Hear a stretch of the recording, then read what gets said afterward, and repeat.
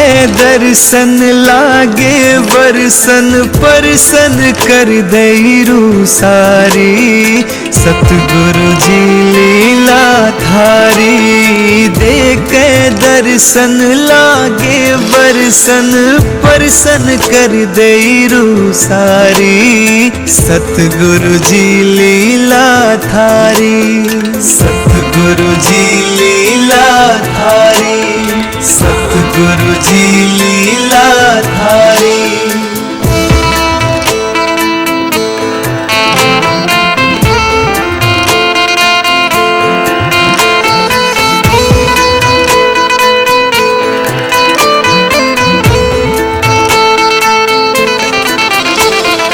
किसी ने बेटे किसी ने पोते कोई जावे विदेशा में। किसी को गाड़ी किसी को कोठी कोई जीते कोरट के सामे।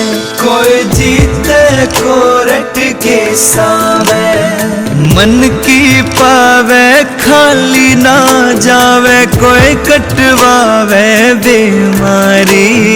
सतगुरु जी लीला थारी।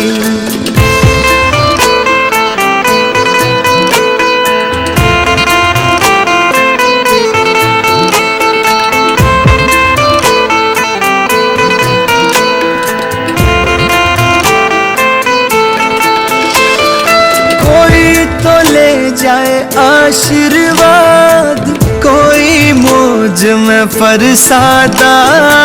कोई मांगे पद खास कोई मांगे मान मर्यादा। कोई मांगे मान मर्यादा। पेट की खातिर सबसे ज्यादा बढ़िया नौकरी सरकारी। सतगुरु जी लीला थारी।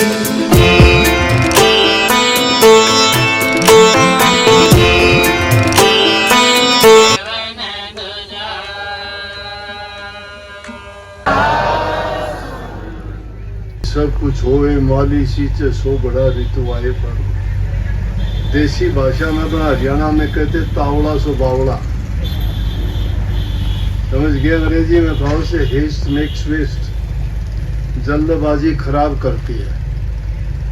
कोई भी काम करने से पहले योजनाबद्ध तरीके से काम किया जाए, उसके बारे में अच्छी तरह सोच लिया जाए, उसकी रूपरेखा दिमाग में होनी चाहिए। हमें क्या करना है, कैसे करना है, हमारे पास कितना बजट है, इस काम को हम कर पाएंगे या नहीं कर पाएंगे।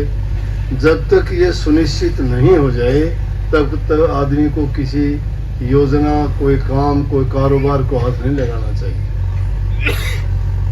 और ये तो संगत का काम है, चलो। लेकिन फिर भी कोई भी बात हो ना, ये आम जीवन में भी मैं बताता हूँ आप लोगों को, कोई भी काम करने से पहले सोच के करना चाहिए।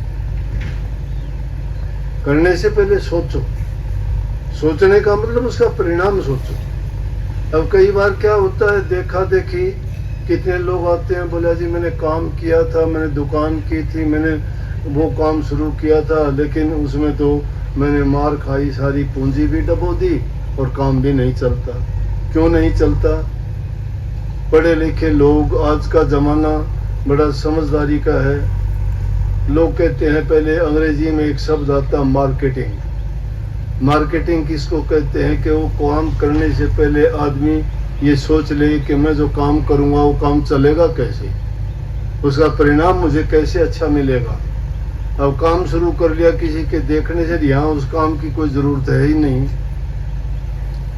तो माल अगर बनाओगे वो बिकेगा नहीं, तो तुम्हें मिलेगा क्या? पूंजी थी वो तो उस माल में डबो दी, माल तुम्हारा बिका नहीं, अपने आप बैठ गए। इसलिए किसी भी काम को करने से पहले ये देखना चाहिए इसकी कंजम्पशन कहाँ होगी, इसके ग्राहक कहाँ होंगे, ये आसानी से उनके पास कैसे पहुंचेगी, तब हमें लाभ मिलेगा। बिना सोचे काम करने से इस तरह से आदमी को हानि उठानी पड़ती है। तो पहले कोई भी काम करते हो जल्दी ना करो। कहते हैं ना कि देर आए दुरुस्त आए। देर हो जाए लेकिन सही तरीके से आए तो उसमें काम में कभी कोई कमी नहीं आती। रही बात भाई आपका आश्रम है, काफी दिन से इंतजार थी, वो छोटा था, हमने कोशिश तो ये की कि वो उसी जगह पे अगर जगह मिल जाती तो बहुत अच्छा था और पैसे नहीं लगाने पड़ते। लेकिन जब ज़्यादा ऐसी हालत होगी, अब 2-4 साल से संगत उसमें आती नहीं थी, बड़ी भीड़ हो जाती थी। फिर मेन रोड का था, मुश्किल होती थी। मेन रोड तो यहाँ भी है लेकिन अब खुले में है। 2-4 साल तो इसमें काम चलेगा और यूं कितने बड़े आश्रम लोग, संगत तो बढ़ती चली जाती है। एक साल में कम से कम कितने बढ़ जाते होंगे, 15-20 हज़ार तो आराम से बढ़ते होंगे।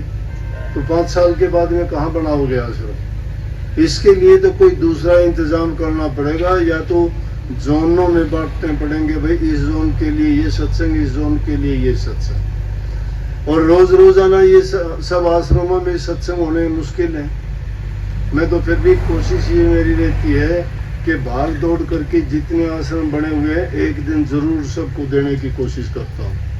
इसके बावजूद भी इधर उधर जाना पड़ता है। दूसरे भी कई कार्यक्रम ऐसे हो जाते हैं, दूसरे धर्म वाले भी बुला लेते हैं, तो वहाँ भी मैं जाता हूँ। तो समय तो आप देखोगे उतना ही है, काम बढ़ता जाता है, तो उसके लिए कोई ना कोई तो सोचना पड़ेगा। लेकिन अब ये जगह ऐसी है कि आराम से शांति से 5-7 साल तो आपको सोचने की जरूरत नहीं पड़ेगी। एक आदमी का काम नहीं, संगत का काम है। सबको आशीर्वाद है कि सेवा का मौका मिलेगा तुम्हें। जिस प्रकार की भी सेवा तुम कर सकते हो, शारीरिक तन की सेवा कर सकते हो, मन की सेवा तो सब करते ही हो। सभी चाहते हो हमारा आश्रम अच्छा हो, संगत ज़्यादा हो, ज़्यादा सत्संग फैले, हमारा नाम ऊंचा हो। ये सब ऊंचे बड़े करने के लिए आपको खुद को ऊंचा बनना पड़ेगा, खुद को अच्छे गुण अपनाने पड़ेंगे, बुराइयों को छोड़ना पड़ेगा। सत्संगियों में प्यार तभी बढ़ेगा कि एक दूसरे से प्यार करोगे। किसी का दिल जीतना आसान काम नहीं होता। जब इंसान बुराइयां छोड़ देगा, दूसरे के हित की बात करेगा, दीन गरीब की सहायता करेगा, बूढ़े बुजुर्ग की सेवा करेगा, तो समझो कि वो सत्संग के लायक है, सत्संग में उसने कुछ सीखा है।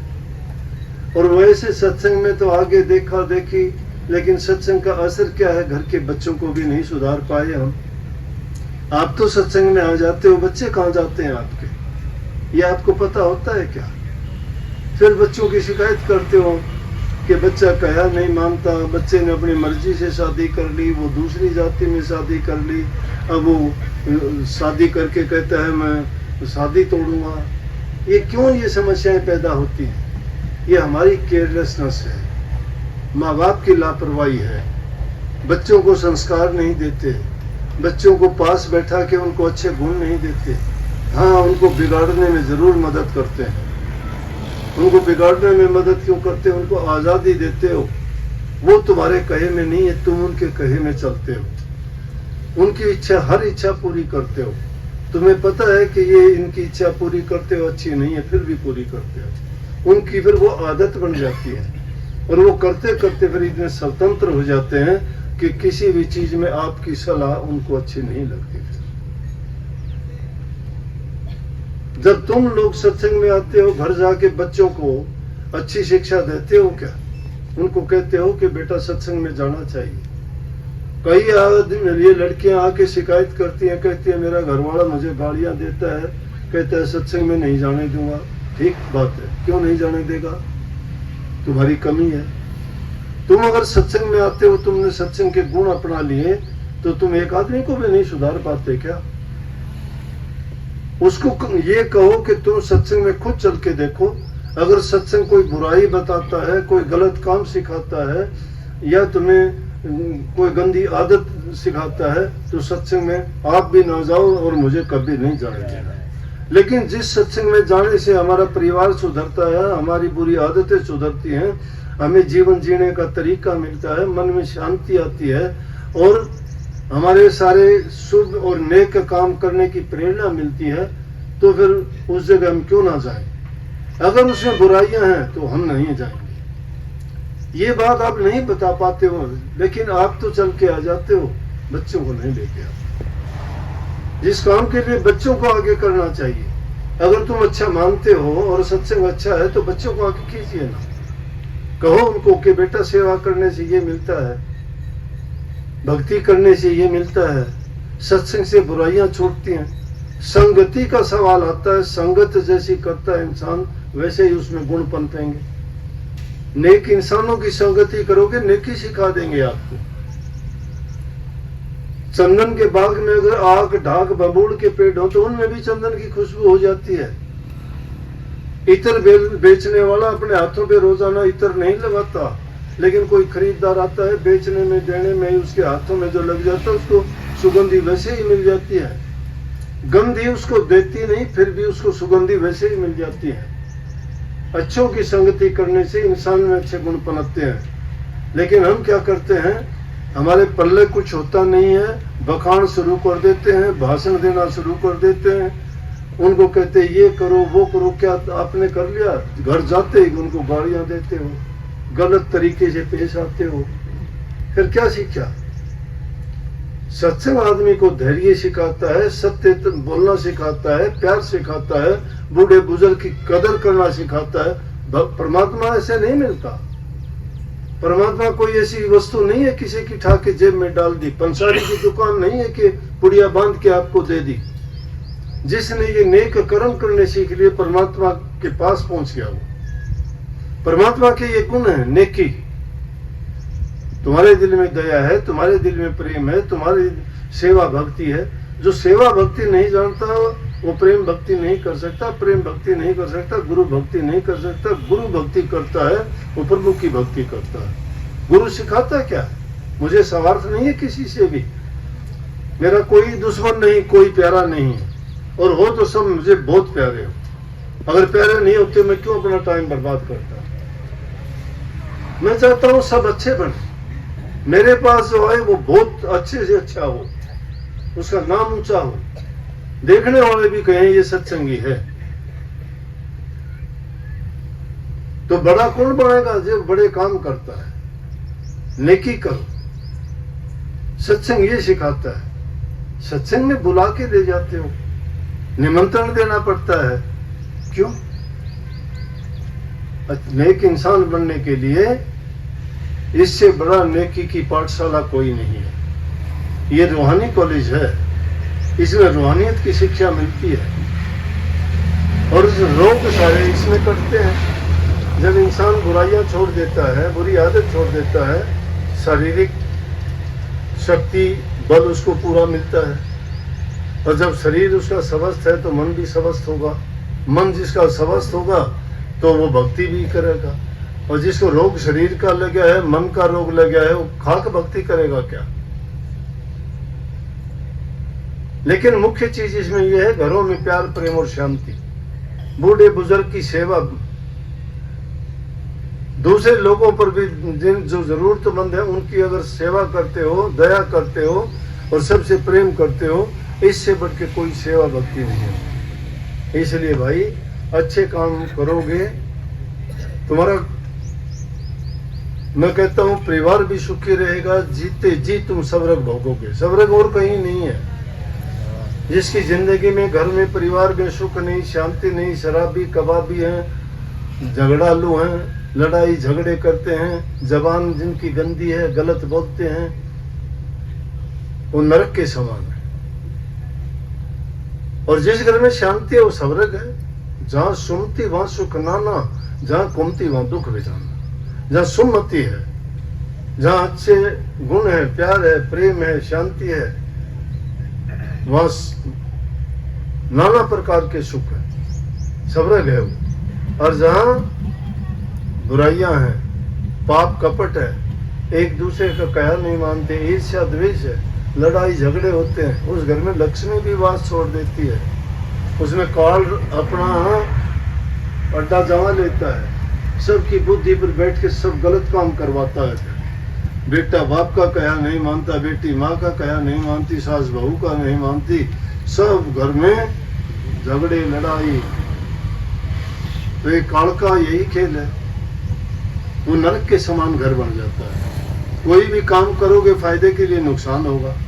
अच्छे काम करने वाला अगर अच्छा होगा उसका तो भी भाग जाएगा, वहाँ टोटा गरीबी अपने आप छूट जाएगा। मेहनत करता है आदमी, वो समझता है वक्त की जरूरत को, इसलिए इन बेकार की बातों को छोड़ के जीवन इंसान का बहुत बहुमूल्य है। लेकिन जो मूर्ख लोग नहीं समझते हैं, जिनकी बुद्धि पर काल बैठ जाता है, उनको कौन समझाए। परंतु वो जब नहीं छोड़ते अपनी बुरी आदत को, तो हम अपनी अच्छी आदत क्यों छोड़ लें। हमारा फर्ज बनता है उनको अच्छे बनाने के लिए कोशिश करते रहें, और अभ्यास करने से एक ना एक दिन जरूर सुधर जाएंगे। अभ्यास करने से तो रस्सी भी पत्थर की शिला पर निशान डाल देती है। तो इंसान तो बुद्धिमान है, विवेकशील है, समझदार है, इसको पता है तेरा किस चीज में तेरा सही है, किस चीज में तुझे नुकसान है। जो अपने गुण दोषों को पहचान लेता है, वो इंसान अपने जीवन में कभी दुख नहीं पाता। तो अब तो समय इतना ही था भाई, ज्यादा टाइम नहीं देंगे। अब नींव वाला काम तुमने कर ही दिया तो करके ही जाएंगे।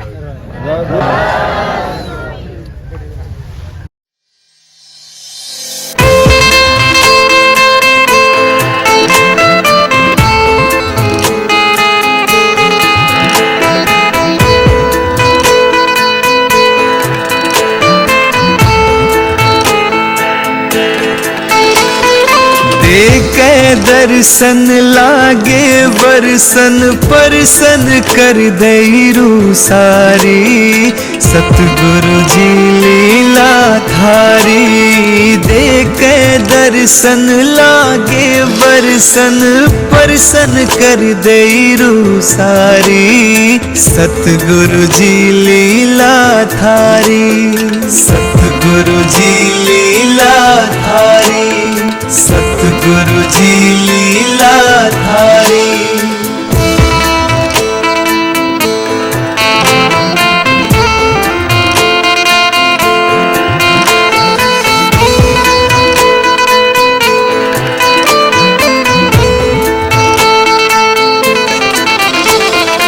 किसी ने बेटे किसी ने पोते, कोई जावे विदेशा में।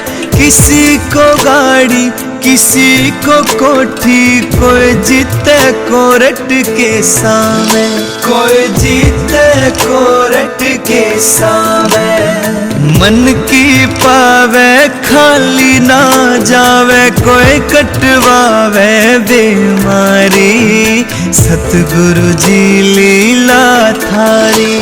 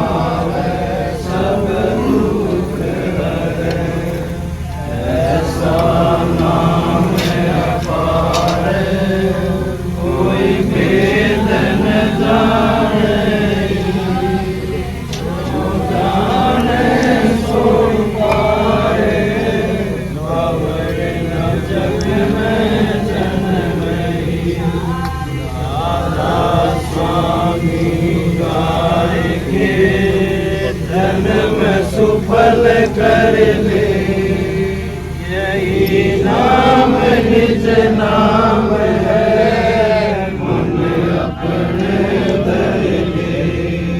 बैठक स्वामी अद्भुति, राधा निरख निहार, और न कोई न सके सुख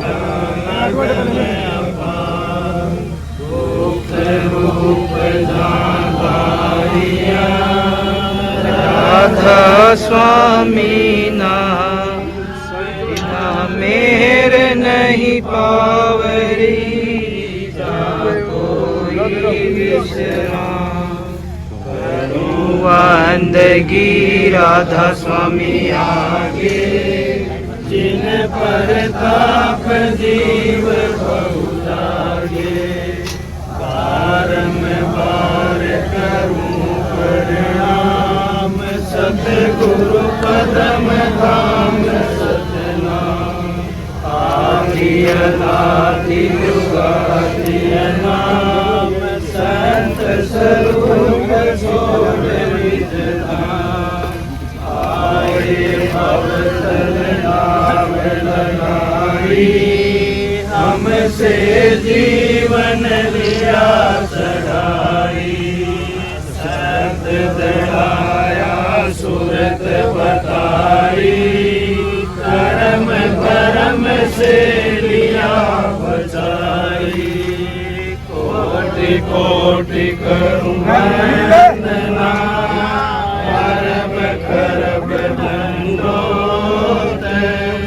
राधा स्वामी मिल गए, गुर भक्ति का स्रोत। भक्ति सुनाई सबसे न्यारी, वेद कथे बनताई विचारी। सतपुरुष चौथे पद वासा, संतन का वास सदा विलासा। सोगर दर्शाया गुरु पूरे, बीन बजय जाय अचरज दूरे। पुरुष दरबारा, देखा जाए सूरत से सारा।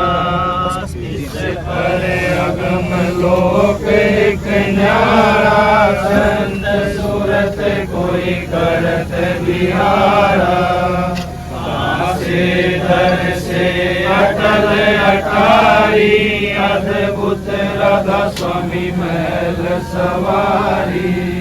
सूरत हुई अति कर मगनानी, पुरस अनामी जाय समानी। सूरत हुई अति कर मगनानी, पुरस अनामी जाय समानी। दया करो मेरे साईया, दियो प्रेम की दात। दुख सुख कुछ व्यापे